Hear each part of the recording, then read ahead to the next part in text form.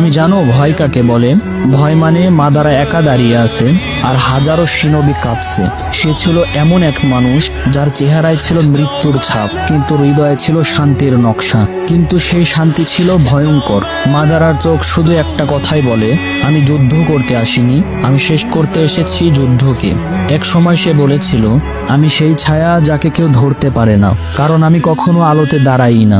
তুমি জানো একজন মানুষ কবে হারে? যখন তার চোখে পানি আসে, কিন্তু সে তা কাউকে দেখাতে পারে না। মাদারা হেরেছিল না শক্তিতে না, সে হেরে গিয়েছিল ভালোবাসার কাছে। মাদারা শেষ নিঃশ্বাসে স্বীকার করেছিল, তোমরাই ঠিক ছিলে। আমি শুধু চেয়েছিলাম এমন এক জগৎ তৈরি করতে যেখানে আমার ছোট ভাইগুলো মরবে না, তারা আবার হাসবে। কিন্তু আমি ভুল পথ বেছে নিয়েছিলাম। মাদারা উচিহা আমাদেরকে শিখিয়ে যায়, পৃথিবীতে সবচেয়ে বিপজ্জনক মানুষ সেই ব্যক্তি যে কাঁদে না, শুধু ভাবতে থাকে। ভিলেনদের জন্ম হয় না, তাদের তৈরি করা হয়।